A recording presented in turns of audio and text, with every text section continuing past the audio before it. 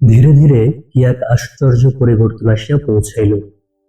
ইংরেজ রাজের সমাগমে প্রতীচ্য দেশের এক প্রবল হাওয়া আসিয়া প্রাচ্য জলদি বিচলিত করিল। সে আবর্তে হাল ধরিতে গিয়া অনেক কর্ণধার ইউরোপীয় সভ্যতার মাদকতায় আপনাদিগের অস্তিত্ব বিসর্জন দিয়াছিলেন সত্য, কিন্তু সেই আমূল পরিবর্তনের দিন এক মহাপুরুষ আবির্ভূত হইয়া বাংলাদেশ কেন সমগ্র ভারতকে তুলিয়া ধরিবার প্রয়াস পাইলেন। সেই মহাপুরুষের আবির্ভাব আমি বলি পূর্ব মহাদেশের সৌভাগ্যাকাশের সর্বপ্রথম নক্ষত্র। ইংরেজ রাজত্বের প্রারম্ভে বাঙালির এক সুযোগ আসিয়া উপস্থিত হইল। অল্প সংখ্যক ইংরেজ বণিক স্বীয় বুদ্ধি ও কৌশল বলে যখন বিপুল সাম্রাজ্যের ভিত্তি স্থাপন করিলেন, তখন ওই সাম্রাজ্য শাসন ও রাজস্ব আদায়ের জন্য দেশীয় কর্মচারী আবশ্যক হইল। সুচতুর ইংরেজ বুঝিলেন যে রাজ্য সংস্থাপনের মূলে শাসিত প্রজাবৃন্দের সহানুভূতি লাভ প্রয়োজন। সুতরাং ঝাঁকে ঝাঁকে বাঙালি কর্মচারী দেওয়ানি সংক্রান্ত যাবতীয় কাজ নিযুক্ত হইতে লাগিলেন। কিন্তু বাঙালি এই সুযোগের অপব্যবহার করিল। কোনো কোনো স্বার্থান্ধ কর্মচারী এই সুযোগে বিপুল অর্থ উপার্জন করিয়া লইলেন বটে, স্বীয় অর্থলিপ্সা নিবৃত্ত করিবার নিমিত্ত পশুবৃত্তির আশ্রয় লইলেন, ইহাও সত্য বটে। কিন্তু রাজ সরকার বিভাগই হোক কি সৌদাগারী বিভাগই হোক, কিছুতেই প্রকৃত শিক্ষা লাভ করিতে পারিলেন না। আমাদেরও সর্বনাশের সূচনা সেই দিন হইতে শুরু হইল। শিল্প বাণিজ্যের বিপুল বিপ্লব পাশ্চাত্য জগৎকে বিচলিত করিল। বাষ্পীয় শক্তি প্রয়োগের দ্বারা কল চালিত হওয়াতে সাধারণ শ্রমজীবীদিগের আর্থিক অবস্থায় ভীষণ পরিবর্তন আসিয়া উপস্থিত হইল। ইংল্যান্ডের এই পরিবর্তনের সঙ্গে সঙ্গে ভারতীয় শিল্পেও পরিবর্তন সংঘটিত হইল। পূর্বে ঢাকা, শান্তিপুর, ফরাসডাঙ্গা প্রভৃতি স্থানে মিহি সুতায় কোটি কোটি টাকার কাপড় ইস্ট ইন্ডিয়া কোম্পানির এজেন্টগণ বিলাতে পাঠাইতেন। এই প্রকার বিলাতের কিয়দাংশ অর্থ এদেশে প্রত্যাবর্তন করিত। কিন্তু এই বাষ্পীয় শক্তির আবিষ্কার সে পথ বন্ধ করিয়া দিল। শ্রমজীবীদিগের জীবনে এক নতুন অধ্যায় আরম্ভ হইল।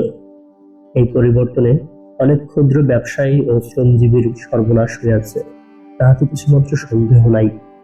দেশের তাঁতি আর দেশের জোলা অন্যভাবে জাতি ব্যবসায় ত্যাগ করিতে হইয়াছে সত্য, কিন্তু এই সর্বনাশ স্বাভাবিক বলিলেও অত্যুক্তি হইবে না।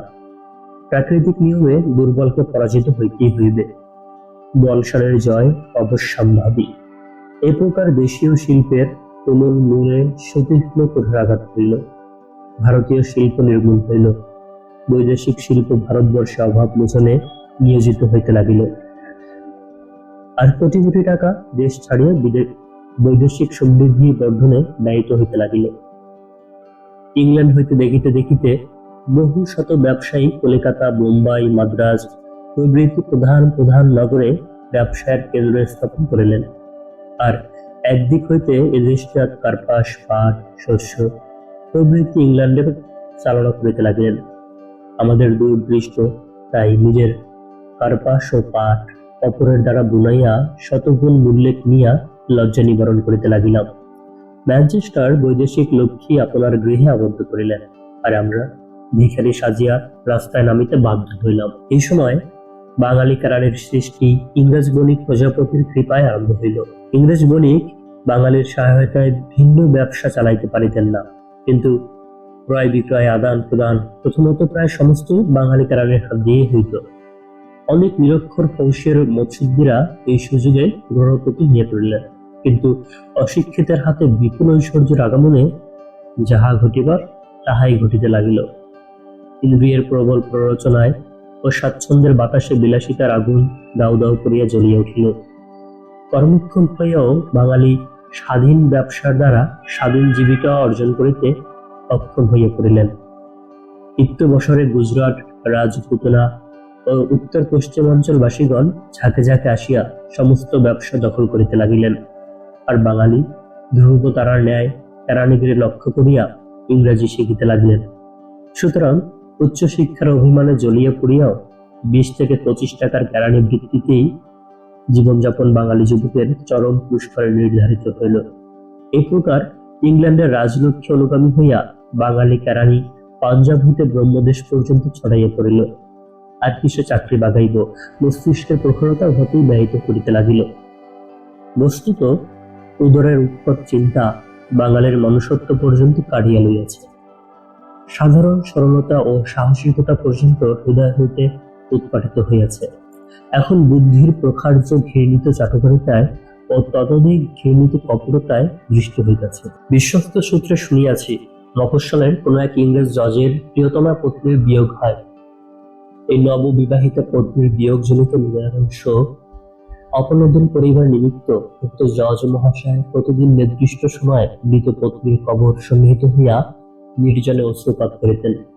তদ্দর্শনে একজন সুচতুর উমেদার বুঝিল এই উপযুক্ত সময় উপস্থিত। সে পরদিবস কিছু অগ্রে যাইয়া ভূমিভূম করিয়া কৃতির কান্না কাঁদিতে লাগিল।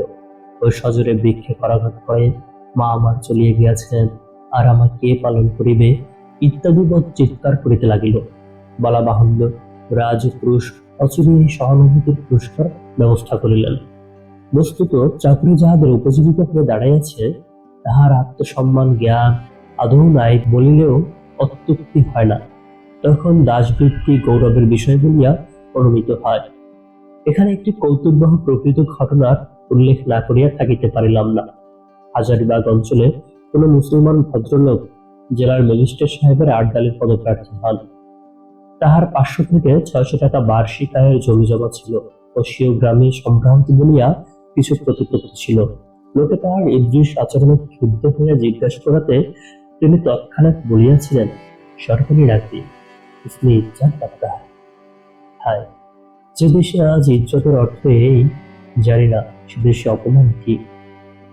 আর একদল লোক দেশে ছড়াইয়া পড়িয়াছেন, তাহারা প্রচলিত হিসাবে ইংরেজি শিক্ষিত সে বিষয়ে সন্দেহ নাই, কিন্তু অদৃষ্টির দোষ দিয়াই তাহারা নিজ নিজ দায়িত্ব স্থাপন করিয়া থাকেন। এই অর্ধ শতাব্দী ইংরেজি শিক্ষার ফলে দেশে কিছুমাত্র শিল্প বিজ্ঞানের উন্নতি লক্ষ্য হইল না। ইহাতেই তাহাদের হৃদয় ভাঙিয়া যায়। অবশ্য বলিতেই হইবে, এরূপ স্থলে ব্যক্তিগণ প্রায় অন্তঃসারশূন্য, কেননা আহতহতি করিবার ক্ষমতা বালক স্ত্রীলোকেরও যথেষ্ট পরিমাণ। এই শ্রেণীর লোকগণ কর্মক্ষেত্রে অবতীর্ণ হইবার প্রায়শই নাহি, কেননা উহাতে যথেষ্ট শ্রমের প্রয়োজন। অথচ দেশের কথা কহিতেই হইবে, কখনো যা সত্য সত্যই তাহাদের প্রাণে একটু একটু লাগে, তাই যেন স্বদেশ, স্বদেশের যুবক ইত্যাদি আশার কথা কহিয়া থাকেন। তাহাদের নিকট আমার আবেদন এই যে, শিল্পবিজ্ঞানের উন্নতির একদিন কর্ম নহে, শিল্পবিজ্ঞানের উন্নতি একদিনের কর্ম নহে। উহাতে আরব উপন্যাসের উল্লেখিত আলাদিনের প্রদীপ ন্যায় এমন কিছু ঘোষবাজি নাই যে সে স্বপ্নময়ী সূর্যত্যাগ করিয়া স্বদেশের শিল্পে রাস্তাঘাট, মাঠ, ঘরে বিঘরে সজ্জিত দেখিতে পাইবার কোনো সম্ভাবনা আছে। ইংল্যান্ডের বর্তমান শিল্পের যে সমৃদ্ধি, ইহার বিকাশ যে কি প্রকার ক্রমিক, তাহা ভাবিয়া দেখিলে অনায়াসেই বুঝিতে পারা যায় যে অর্ধ শতাব্দী জাতীয় জীবনের অধ্যায় সামান্য প্রবৃত্তি মাত্র। প্রায় 500 বর্ষ পূর্বে যে শিল্প বাণিজ্যের সূচনা মাত্র হইয়াছিল, আজ তিল তিল করিয়া সেই শিল্পের উন্নতি সাধন করিয়া ইংল্যান্ড তাহারই ফল ভোগ করিতেছে। আমরা অদৃষ্টের দোষ দিয়া নিষ্কর্ম হইয়া বসিয়া থাকি। কি করিতে হইবে, কেমন করিয়া হইবে এই প্রকার পুরুষত্ববিহীন বাক্যালাপে বহুমূল্য সময় ক্ষেপণ করি, কিন্তু পাশ্চাত্য দেশের নিপুণতা, তাহাদের কার্যতৎপরতা, তাহাদের একাগ্রতা ও শ্রমশীলতা অর্জন করিবার প্রয়াস একেবারেও পাইনি। এইসব গুণরাশি না থাকিলে যে জগতের প্রতিদ্বন্দ্বিতায় কখনো আপনার স্থান অধিকার করা যায় না, তাহা বিস্তৃত হইয়া সুযোগ পাইলাম না বলিয়া আলস্যের অঙ্কে আশ্রয় লইয়া থাকি।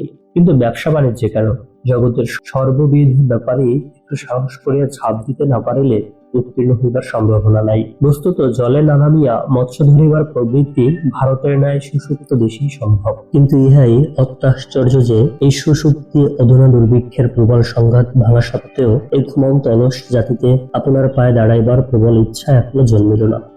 তন্দ্রা ও আলস্যের সম্মোহন শক্তি মৃতপ্রায় জাতির অস্তিত্ব লোপ করিতে বসিয়াছে। বৈদেশিক শক্তির আত্মম্ভীরতাপূর্ণ পদাঘাতে মান, সম্ভ্রম ও ব্যক্তিত্ব বহুকালে রচিয়াছে, কিন্তু জানি না এ কেমন ঘোর। যে দেশ শস্য সম্ভার ঐশ্বর্য অতুলনীয়, যে দেশের স্বাচ্ছন্দ্য উপমার বিষয়, সেই স্নেহময়ী জননীর আদরের সন্তান আজ কঙ্কালসার হইয়া বৃক্ষপত্রে ক্ষুণ্ণীবৃত্ত করিতে বাধ্য। জঠার নলে প্রবল তাড়নায় জননী নিজ সন্তানের গ্রাস কাড়িয়া খাইয়াছেন। এই দুর্ভিক্ষের, এই ভীষণ দৈন্যের জন্য দায়ী কে? আমার মনে হয় প্রথমত বিশেষভাবে আমরা, দ্বিতীয়ত বৈদেশিক বাণিজ্য। এই বৈদেশিক বাণিজ্য আমাদেরই অপদার্থতার সুযোগ পাইয়া আমাদিগকে কাঙ্গাল সাজাইয়াছে। ইহাতে বৈদেশিক বণিকের দোষ কি? কেন বিলাতি পণ্য বাজারে পূর্ণ করিলাম? কেন বিদেশি শিল্পের হাতে আপনার দেহ ঢালিয়ে দিলাম? সে তো আমাদেরই দোষ, সে তো আমাদেরই অভিরুচির অবশ্যম্ভাবী ফল। কেন স্বদেশজাত শিল্পের আদর শিখিলাম না? কেন দেশের শিল্পের উন্নতিকল্পে কল্পনার সুখ ও সজ্জা ছাড়িয়া কোমরে বাঁধিয়া নামিতে সংযুক্ত হইলাম? আপনার পায়ে আপনি কুঠার মারিয়া প্রতিবেশী অস্ত্র নির্মাতার অপবাদ করিলে কি হইবে? আজ সমস্ত ভারতের আমদানি ও রপ্তানি ধরিলে প্রায় ৩৪৪ কোটি টাকা হইবে। বহির্বাণিজ্যের কোন ক্ষুদ্র ভগ্নাংশ কি বাঙালি ব্যবসায়ী বা বণিকের হাত দিয়ে যায়? আমরা পশ্চিম প্রদেশীয় ভ্রাতৃদিগের কার্যকুশলতা ও ব্যবসায় তৎপরতার হিংসা পরবশ হইয়া তাহাদিগের অর্ধশিক্ষিত, বেডুয়া, ছাতুখোর কিংবা ততোধিক কোন প্রতিকর অভিধানে ভূষিত করিয়া থাকি। কিন্তু বস্তুত ইহারাই আজ বাংলার ব্যবসায়ী। ইহাদের নিকট আমাদের শিখিতে হইবে। ব্যবসা বাণিজ্যে বিদ্যাধারী ন্যায় না শিখিলে কখনো কর্মক্ষেত্রে উন্নতি লাভ করা যায় না। ইহা এমনই বিষয় যে হাতে করিয়া না দেখিলেও ও না শিখিলে কখনো সম্যক উপলব্ধি হয় না। দেশে এক ধোঁয়া উঠিয়াছে যে চাকরি পরিত্যাগ পূর্বক ব্যবসা আরম্ভ করিতে হইবে।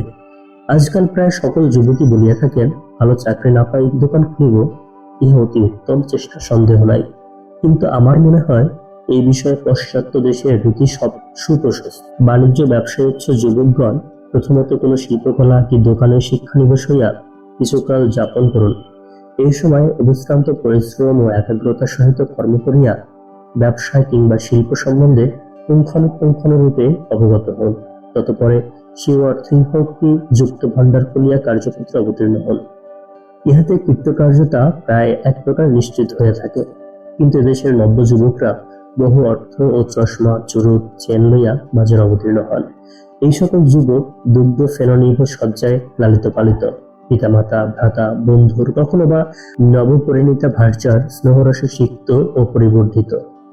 এই সুখময় কল্পনার জীবন হইতে সহসা সংসারের কঠিন কর্মক্ষেত্রে অবতীর্ণ হইয়া উহারা চতুর্দিক অন্ধকার দেখিতে থাকে।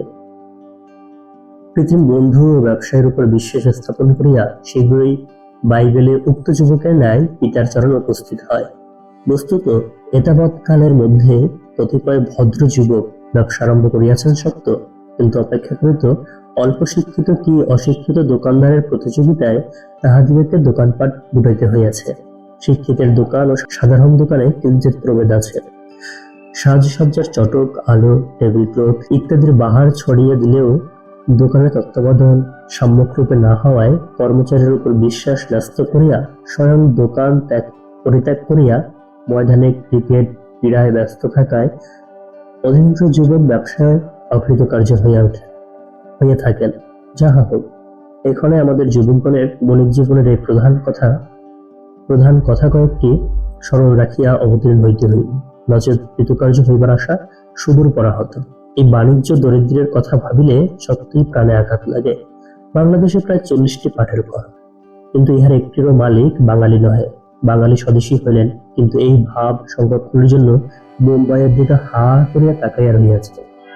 আজ 50 বৎসর শত বাধা বিঘ্ন প্রতিযোগিতা অতিক্রম করিয়া মুম্বাই অধিবাসীগণ কাপড়ের কল স্থাপন করিয়াছেন ও তাহার ফল লাভ করিতেছেন। আমাদেরও কি তাহাই কর্তব্য নহে? আজ আমরা এমন অধীন হইয়া পড়িয়াছি, বার্মিংহাম আজ যদি বিরূপ হইয়া বসে, নিবের অভাবে কালি আমাদের সাধের কলম পেশা বুঝিবে। এতদিন আমরা ম্যানচেস্টারের দিকে তাকাইয়া থাকিতাম। ম্যানচেস্টার আমাদিগকে সাজাইলে সাজিতাম, নচেত বস্ত্রহীন। কিন্তু বিধাতার অনুজ্ঞায় আজ আমরা দেশীয় জিনিসের লজ্জা নিবারণে অনেকটা সমর্থ হয়ে উঠিতেছি। ইহা আশার কথা, সন্দেহ নয়। মৃত জাতির প্রাণ আজ যে উৎসাহ রসে সঞ্জীবিত হইবার সূচনা দেখা যাইতেছে, তাহাতে কাহার হৃদয় পুলকিত না হয়? আজ নতুন দিন আসিয়াছে, পৃথিবীর পুরাতন মুখ বুঝিয়া গিয়াছে। নতুন আলো মাখিয়া নতুন আকাশে আজ নতুন প্রভাকরের আগমন যেন তুষার পাখি গাহিয়া গিয়াছে। এই সাম্য, মৈত্রী, স্বাধীনতার দিনে, এই 20 শতাব্দীর প্রারম্ভ, এই যুগান্তকারী ঘটনা নিশ্চয়ই স্পষ্টই যেন এক নতুন মার্গ পৃথিবীর ক্ষুব্ধ জাতির নিকট উদ্ঘাটিত করিতেছে। বাঙালির শক্তি ও সামর্থ্যের রূপ অপচয় হয়, তাহার একটি দৃষ্টান্ত দিতেছে। যাহাদের আদালত সম্বন্ধে কিছু জ্ঞান আছে তারাই জানেন উকিলগণের কিরূপ দুর্দশা। মকদ্দমার অপেক্ষা উকিল সংখ্যা অধিক হয়ে পড়িয়াছে, কাজে অনেক নব্য উকিলের উপার্জন কত তা সহজে অনুমেয়। অথচ আশ্চর্যের বিষয় এই যে এখনো 2,500 গ্রাজুয়েট আইন পড়িতেছে। ইহারা আইন পাশ করিয়া কি উপার্জন করিবে তাহা কি কেহ ভাবিয়া দেখিতেছেন? যে জিনিসের আদৌ ঘাটতি নাই, যাহা গুদামে পচিতেছে, তাহাই আবার এত অধিক পরিমাণে তৈয়ার করা কি পাগলামি নয়? অথচ অপরদিকে দেখো, ভারতবর্ষের অন্যান্য জাতি ব্যবসা বাণিজ্য দ্বারা কত ঐশ্বর্য লাভ করিতেছে। শ্রীযুক্ত কেশরাম পোদ্দার 66 লক্ষ টাকার সমঋণ ক্রয় করিয়াছেন। সেদিন রায় বাহাদুর স্বীয় প্রসাধন ঝুনঝুনওয়ালা 1 লক্ষ টাকার কাপড় বিতরণ করিলেন। মুম্বাইয়ের ধনকুবের সওদাগরগণও নানা সৎকার্যে অজস্র দান করেন। টাটা বিজ্ঞান শিক্ষার জন্য 30 লক্ষ টাকা দান করিয়াছেন। আর কত দৃষ্টান্ত দিব। এই কলিকাতা শহরে দেখা যাইতেছে ইউরোপিয়ান, মারোয়ারি, পার্সি, ভাটিয়া, দিল্লিওয়ালা প্রভৃতি দূর দেশ হইতে আসিয়া প্রচুর অর্থ উপার্জন করিতেছে, আর বাঙালি নিশ্চেষ্ট ভাবে তাহা দাঁড়াইয়া দেখিতেছে। কলিকাতার অনেক আদিবাসী তো বাঙালি নহে এবং পেটের জ্বালায় হাহাকার করিতেছে।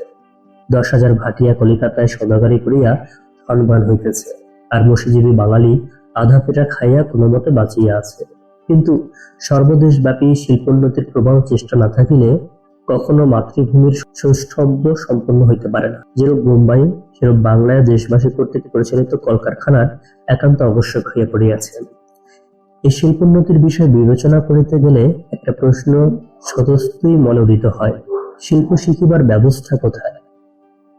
পাশ্চাত্য দেশের উন্নত শিল্পকলা সমূহে বহু অর্থ ব্যয় ও ক্লেশ সহ্য করিয়া শিক্ষানিবশ না হইতে পারিলে ইহা কখনো সম্ভব না। সত্য, বহু অর্থ ব্যয় করিয়া বৈদেশিক বিদ্যালয় সমূহে শিল্পশিখ অত্যল্প লোকের মধ্যেই ঘটিয়া থাকে। এ দারিদ্র দেশে সেরূপ ব্যয়বহন শিক্ষার্থীর পক্ষে যথার্থই ক্লেশদায়ক স্বীকার করি, কিন্তু এই বিঘ্ন রাশি সত্ত্বেও অধ্যাবসায় ও মস্তিষ্ক চালনা দ্বারা দেশে বসিয়েই শিল্পীর আংশিক উন্নতি সাধনে সমাপ্ত হইতে পারা যায় সন্দেহ নাই। তৎপরে পরিমিত সংখ্যক কর্মঠ যুবকগণকে উক্ত বিষয়সমূহে বিশেষজ্ঞ হইবার জন্য বিদেশে পাঠালে শিল্পের উন্নতি সহজসাধ্য হয়ে পড়ে। কিন্তু বর্তমান অবস্থায় উচ্চশিক্ষায় শিক্ষিত যুবকগণ যাহারা যথার্থই কর্মক্ষম হইতে পারিতেন, বিশ্ববিদ্যালয় ত্যাগ করিয়াই তাহারা চাকরির অন্বেষণে ব্যস্ত হইয়া পড়েন। সামান্য 20 থেকে 25 টাকার মসি ব্যবসায়ী হইয়াও অর্ধানশনায় স্ত্রী পুত্র দিয়ে সহিত কাল যাপন করিতে পারিলে কৃতার্থ হন। বস্তুত এই সকল হতভাগ্য তরুণ বয়স্ক যুবকবৃন্দের আজীবনব্যাপী ক্লেশের জন্য সমাজ দায়ী।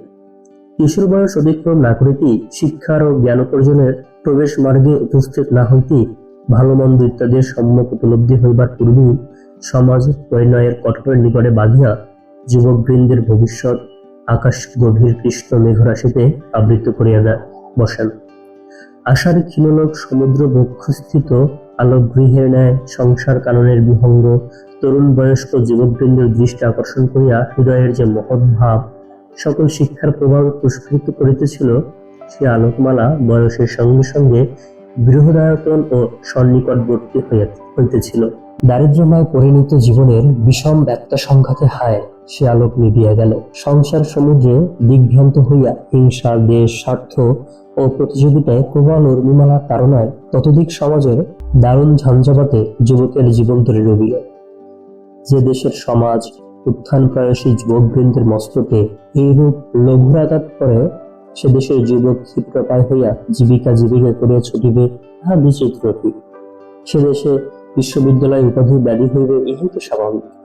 তরুণ যুবক যে মুহূর্তে 10 বর্ষ বিশ্ববিদ্যালয়ের পর্ষদ হইতে বাহির হইল, তেমনি হয় আইনের দুয়ারে বটপত্র চর্বণ অথবা ক্ষীর্ণ কেরানিগিরিতে নিযুক্ত হইল। সেই দিন বহু শ্রমার্জিত বিদ্যার সমাধি হইল।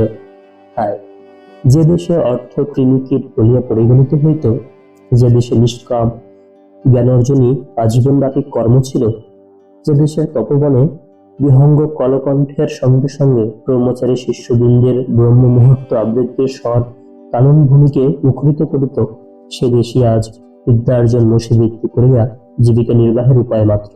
আমরা পাশ্চাত্য দেশীয়দিগকে অর্থপাশক বলে ঘৃণা করিয়া থাকি, কিন্তু একটু তলাইয়া দেখিলেই বুঝতে পারিবেন যে উহা জম্বুক দ্রাক্ষা ফলে অনভিরুচির ন্যায়। অথবা দুর্বলের ক্ষমাশীলতার ন্যায় উপহাসের বিষয় মাত্র। বালককাল হইতে যে দেশের যুবক পিতামাতা গুরুজনের নিকট রক্তখণ্ডের মধুনিয়াদের বার্তা শুনিয়া এসে, যে দেশের বিবাহ ক্রয় বিক্রয়ের নামান্তর মাত্র হয়ে দাঁড়াইয়াছে, যে দেশের ভর্তার ভালোবাসা শ্বশুর প্রদত্ত বৃত্তের পরিমাপক স্বরূপ বলিয়াও অন্তর্ভুক্তি হয় না, ইহাই যে দেশের সমাজের ছবি, সে দেশের আদর্শ আধ্যাত্মিক বলিয়া যদি কোনো শাস্ত্র ব্যাখ্যাতা পণ্ডিত অথবা সমাজনেতা বড়াই করেন, জানি না পিশাচ বৃত্তি কাকে বলে। বাস্তবিক বাঙালির ন্যায় অর্থপোষক জাতি আর পুত্রাপি নাই। ইংল্যান্ড, জার্মানি, ফ্রান্স আজ ঐশ্বর্যশালিনী সন্দেহ নাই। বাণিজ্য শতধারে ওই সকল দেশে সম্পদরাশি ঢালিতেছে বটে, কিন্তু এই অর্থাগাম সত্ত্বেও জ্ঞান স্পৃহার কিঞ্চিত মাত্র হ্রাস পরিলক্ষিত হয় না। বস্তুত ইহারাই সরস্বতীর প্রকৃত উপাসনা করিতেছে। এই জ্ঞান অন্বেষণের ফলে নতুন নতুন তত্ত্ব উদ্ঘাটিত করিয়া প্রকৃতি শক্তির সাহায্যে পাশ্চাত্য দেশবাসীগণ পার্থিব জগতে যুগান্তর উপস্থিতকরণে সক্ষম হইয়াছেন। আর আমরা মৃতকল্প স্বাস্থ্যহীন যুবকগণ কেবল এক্সামিনের পর এক্সামিন পাশ করিয়া যাইতেছে। বাস্তবিক এক্সামিন পাশ করিবার নিমিত্ত এমন হাস্যোদ্দীপক উন্মত্ততা পৃথিবীর উত্তরাপে দেখিতে পাওয়া যায় না। পাশ করিয়া সরস্বতীর নিকট চির বিদায় গ্রহণ, শিক্ষিতের এরূপ জঘন্য প্রবৃত্তিও আর কোন দেশে নাই। আমরা এদেশে যখন বিশ্ববিদ্যালয়ের শিক্ষা শেষ করিয়া জ্ঞানী ও গুণী হয়েছি বলিয়া আত্মাদের স্ফীত হই, অপরাপার দেশে সেই সময় প্রকৃত জ্ঞান চর্চার কাল আরম্ভ। কেননা সে সকল দেশের লোকের জ্ঞানের প্রতি যথার্থ অনুরাগ আছে। তাই তাহারা এই কথার সম্মুখ উপলব্ধি করিয়াছেন যে বিশ্ববিদ্যালয়ের দ্বার হইতে বাহির হইলেই জ্ঞান সমুদ্র মন্থনের প্রশস্ত সময়। আমরা দ্বারকেই গৃহ বলিয়া মনে করিয়াছি, সুতরাং জ্ঞান মন্দিরের দ্বারেই অবস্থান করি। অভ্যন্তরস্থ রত্নরাজি দৃষ্টিগোচর না করিয়া শূন্য মনে প্রত্যাবর্তন করি। অবশ্য এইরূপ ঘটনার জন্য ছাত্রগণ দায়ী নহে। যে ভ্রমপূর্ণ নিয়মে আমাদের দেশে শিক্ষা প্রদত্ত হইতেছে, সে নিয়মই দায়ী। যে সকল বিষয়ে বালকগণ স্বভাবত অনুরাগ প্রদর্শন করে, যেমন তাহাদের নিজের শরীরের কথা, নিজের গ্রামের কথা কিংবা প্রভৃতি, সে সকল বিষয় তাহাদের কিছুই পড়ানো হয় না, অথচ এমন সব বিষয় তাহাদের পড়িতে হয় যাহার সহিত তাহাদের কোনো সাক্ষাৎ সম্বন্ধ নাই। যেমন দূরদেশের ভূগোল ও ইতিহাস। যিনি সাহিত্যের শিক্ষক, তিনি কথার প্রতিশব্দ, ব্যাকরণের পছপছি প্রভৃতি দ্বারা ছেলেদের এমনই প্রবৃত করিয়া রাখেন যে ছেলেরা ভাবিবার অবসর পায় না যে সাহিত্যে একটা রস বলিয়া জিনিস আছে। অনেক স্থলে দেখা যায় যাহার হস্তে গণিত শিক্ষাদানের ভার হয়, তিনি বোধ হয় ভাবেন গণিত শাস্ত্রের উপরে ছেলেদের একটা বিজাতীয় বিভীষিকা জন্মাই দেওয়াই তার প্রধান কর্তব্য। নহিলে তিনি সাধারণ ছাত্রগণকে অনর্থক জটিল সমস্যা সমূহ পূরণ করিতে দিয়া তাহাদের জীবন অত্যন্ত দুর্বিষহ করিয়া তুলেন কেন? এরূপ শিক্ষাদানের ফল যাহা হইবার তাহাই হয়।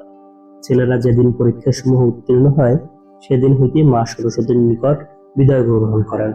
জ্ঞান চর্চায় যে কিরূপ অতুলনীয় আনন্দ লাভ হইয়া থাকে, তাহা তো সে কোনো কালে শিখেই নাই।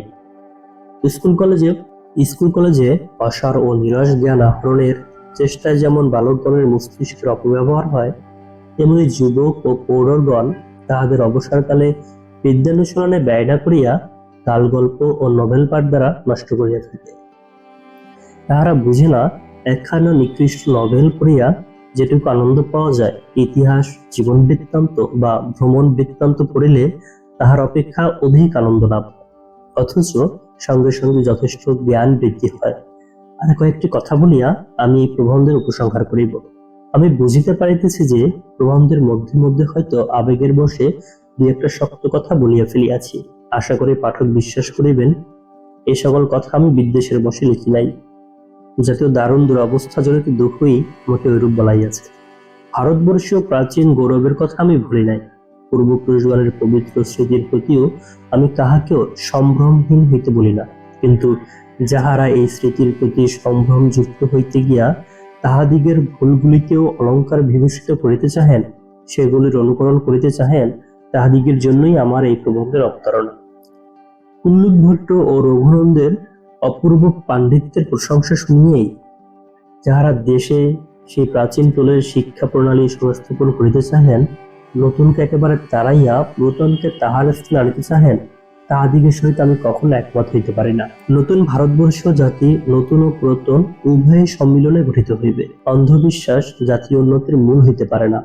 প্রাচীন হিন্দু জাতির মহান আদর্শ ভুলিলে আমাদের চলিবে না, কিন্তু সেই সঙ্গে বর্তমান সময়ে উক্ত আদর্শের অনুকরণ কতটা সম্ভব তাহাও আমাদিগকে বুঝিতে হইবে।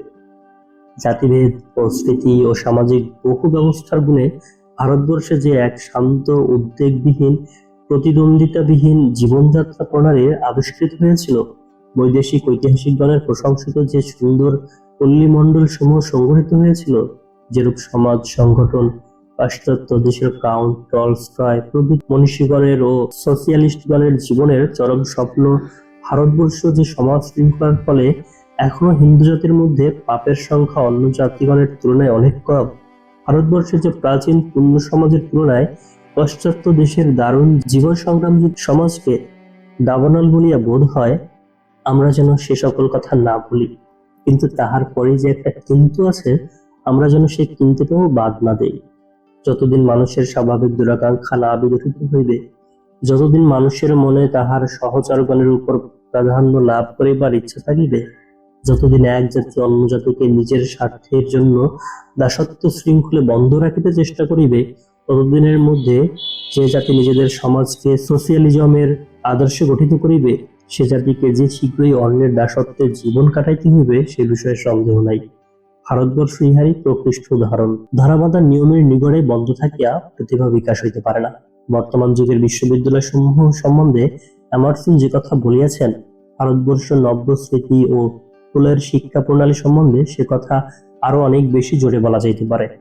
এমনকি এই শিক্ষা যে জাতীয় প্রতিভা হননের জন্য অত্যুৎকৃষ্ট মুষ্টিযোগের ন্যায় কার্য করিয়াছে তাহা অস্বীকার করা যায় না। এখনো গোড়ালোক বলিয়া থাকে, আমাদের হিন্দু ধর্মের কি অপরূপ মহিমা! প্রাতকাল হইতে সন্ধ্যা পর্যন্ত, জন্ম হইতে মৃত্যু পর্যন্ত প্রত্যেক মুহূর্তের সমস্ত কার্যই শাস্ত্র দ্বারা নির্দিষ্ট হইয়া গিয়াছে। এই শিক্ষার ফলে ভারতবর্ষ মধ্যবিত্ত শক্তি সম্পন্ন লোক উৎপাদনের যেরূপ সুবিধা হয়েছিল, মহাশক্তিমান পুরুষ জন্মাইবার পক্ষে সেরূপ কার্যকারী হয় নাই। কিন্তু জাতীয় উন্নতির জন্য মহাশক্তিশালী পুরুষের, প্রতিভাবান পুরুষের একান্ত প্রয়োজন। একা সিংহে নাহি পারে অজার সংহতি। তাই ফরাসি জাতি যখন বিলাস ও রাজকীয় অত্যাচারের পঙ্কে পড়িয়া ধ্বংসের পথে অগ্রসর হইতেছিল, তখন রুশোর সাহিত্যিক প্রতিভা তাহাদের মধ্যে নবভাবের প্রচারপূর্বক ফরাসি রাষ্ট্রবিপ্লব সৃষ্টি করিয়া স্বজাতিকে ধ্বংস হইতে রক্ষা করেছিল।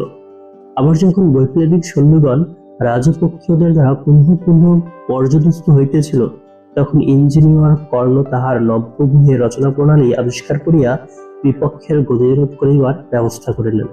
আবার যখন বিপক্ষগণ ফ্রান্সের বারুদ প্রস্তুত বন্ধ করিবার জন্য বিদেশ হইতে সোনার আমদানি বন্ধ করিল, তখন বৈজ্ঞানিক গোবর প্রভৃতি জীবদেহাবশেষ হইতে সোনা প্রস্তুত করিয়া ফ্রান্স রক্ষা করিলেন। কিন্তু পূর্বেই বলিয়াছি, এই প্রতিভা বাধা ধরা নিয়মের মধ্যে থাকিয়া বিকশিত হইতে পারে না। স্বাধীন চিন্তার অভাবে উহা জন্মাইতে পারে না। সাধারণ লোক হইতে বিভিন্ন ভাবে দর্শন করা, চিন্তা করা ও কার্য করাই উহার প্রধান লক্ষণ। একজন যেভাবে চিন্তা করিয়াছে, যেভাবে কার্য করিয়াছে, সেভাবে কার্য করিলে উহা নিজের বিশেষত্ব থাকে কোথায়? প্রতিভার একটি কার্য দেখিয়া, উহার একদেশ দেখিয়া উহাকে বিচার করিলে চলিবে না। উহাকে খণ্ড খণ্ড ভাবে বিচার করা চলে না, উহাকে সমগ্রভাবে দেখিতে হইবে। ইহা ঝঞ্ঝাবাদ, শ্রোতাসিনী প্রভৃতির ন্যায় প্রকৃতির এক মহাশক্তি। কয়টা পাখির বাসা ভাঙিয়াছে, কয়টা লোক মরিয়াছে, কি কয়টা বাগান ভাঙিয়াছে, তাহা গুনিয়া উহাদের কার্যের হিসাব করিলে চলিবে না।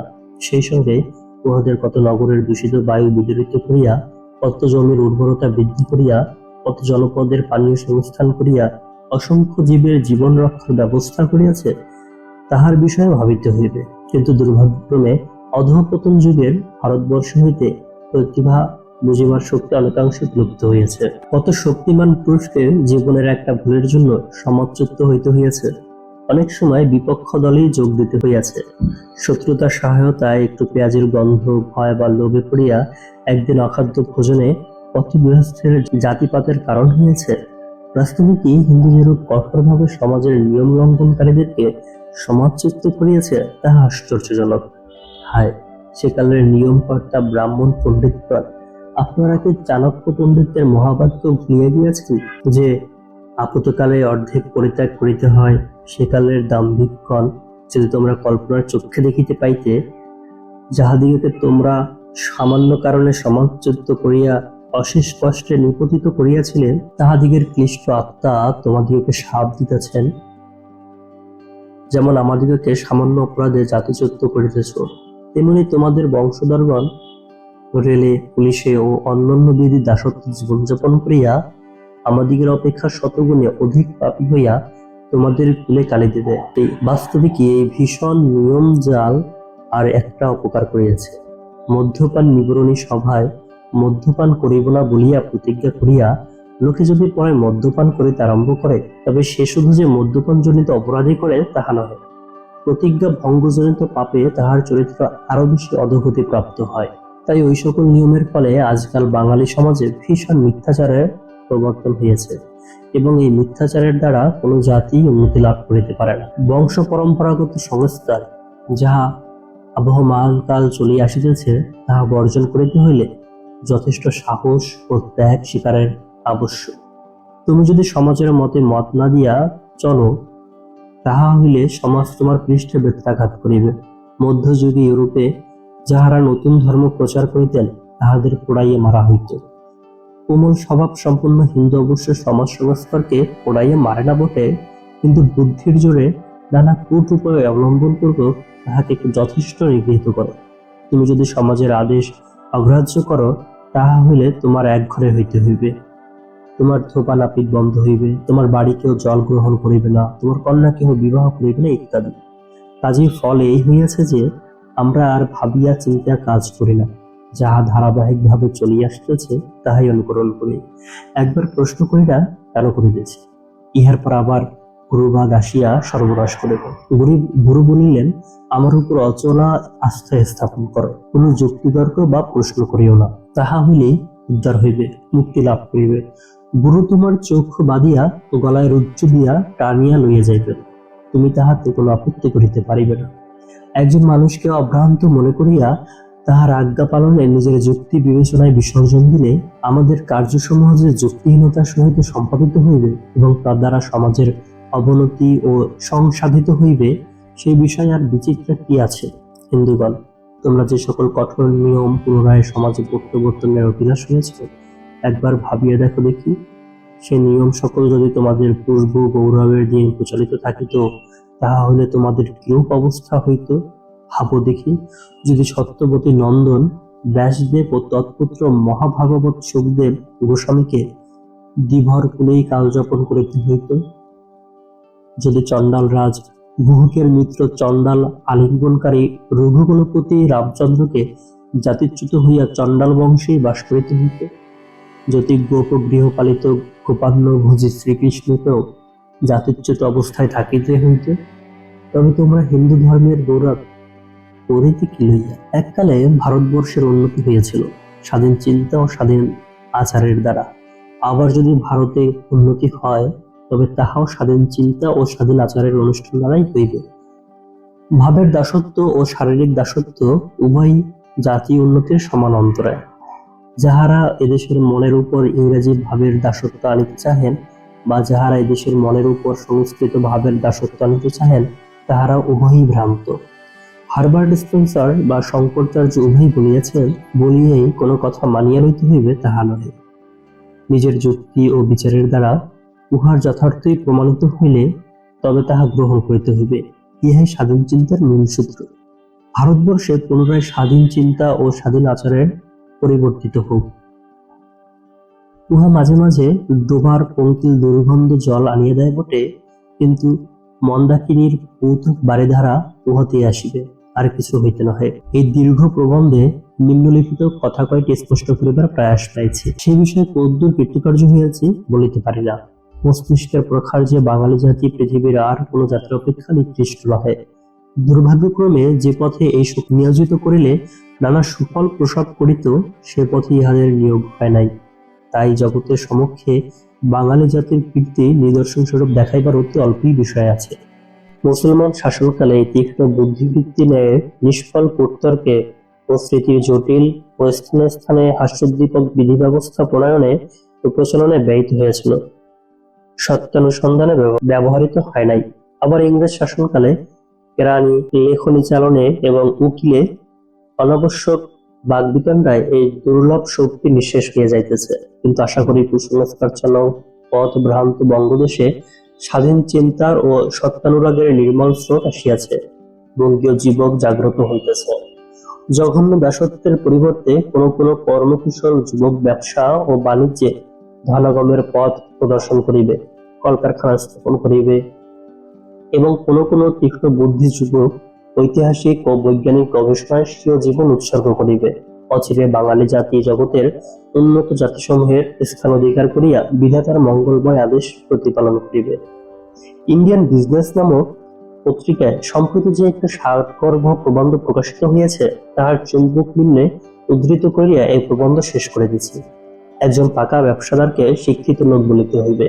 সম্ভবত তিনি সাহিত্যের নামজাদা পুস্তক সম্বন্ধে বা দর্শন শাস্ত্রের কূটতর্ক সম্বন্ধে কিছুই জানেন না, কিন্তু তাহার সহজ বুদ্ধি অর্থাৎ কমন সেন্স আছে। সেই বুদ্ধি বাস্তবিক আসল কার্যকরী ন্যায়শাস্ত্রের ন্যায় জ্ঞান। তিনি হিসাব বুঝেন। তিনি যাহাকে হিসাব বলেন তাহাই হইতেছে গণিত শাস্ত্র। তাহার যেটুকু বৈজ্ঞানিক জ্ঞান আছে তাহাতে দেখা যায় তিনি রসায়নবিদ্যা, পদার্থবিদ্যা এবং ইঞ্জিনিয়ারিং সম্বন্ধে অনেক কথা বুঝেন। তিনি সামান্যভাবে বলেন তাহার 5টা বিষয় জানাশোনা আছে। আমরা কিন্তু দেখি নানা লোক ও নানা বিষয় সম্বন্ধে, কৃষি, বাণিজ্য এবং সমাজ সম্বন্ধে তাহার কেজ ধরনের বিস্তৃত জ্ঞান আছে। তাহাকে পরীক্ষা করিলে দেখা যাইবে যে তাহার নিজের দরকারি বিষয় সম্বন্ধে তাহার যেরূপ গভীর, পূর্ণ এবং বিস্তৃত জ্ঞান আছে, একজন সাধারণ বিএ বা এমএ তাহা নাই। তবে প্রভেদ এই যে বিশ্ববিদ্যালয়ের উপাধিধারীগণ যেমন নামের পিছনে বিএ প্রভৃতি কতগুলো বর্ণ যোজনা করিয়া নিজের কার্যসিদ্ধির জন্য নীরবে বিদ্যার ব্যবহার করেন, সেই জন্য লোকে অনেক ব্যবসাদারকে অশিক্ষিত বলিয়া থাকেন। কলেজের শিক্ষাকে নিন্দা করা আমার উদ্দেশ্য নয়, কিন্তু আমি বলিতে চাই যে সওদাগর ও কারখানাওয়ালাগণ মূর্খ নহেন, এবং তাহারা যে কেবল অদৃষ্টের জোরে বা অসাধু উপায়ে কৃতকার্য হইয়াছেন এ কথাও ঠিক নয়। একজন কৃতি ব্যবসাদার হইতে হইলে অনেক জ্ঞান, গভীর চিন্তা ও পরিশ্রমের আবশ্যক। আর এক কথা, যদি কাহারও পরে বিজ্ঞান ও সাহিত্য সম্বন্ধে গবেষণা করিবার ইচ্ছা না থাকে, তাহা হলে তাহার পক্ষে উচ্চ কলেজে শিক্ষা গ্রহণ কেবল সময়ের অপব্যবহার মাত্র। যদি জীবিকা উপার্জনের জন্য কাজ করিতে হয়, তাহা হলে নিজের কাজের সঙ্গে যাহার সম্পর্ক নাই এমন জিনিস শিখিবার প্রয়োজন কি? বহুকাল হইতে লোকে বলিয়া আসিতেছে কলেজে শিক্ষা পাইলে প্রণালীবদ্ধ ভাবে চিন্তা করা যায়। আমি বলি রীতিমতো ব্যবসা শিক্ষা করিলেও সেই ফল লাভ হয়। উপরোক্ত ইহাতে এমন সব জিনিস শিক্ষা করা হয় যাহা প্রতিদিন কাজে লাগে।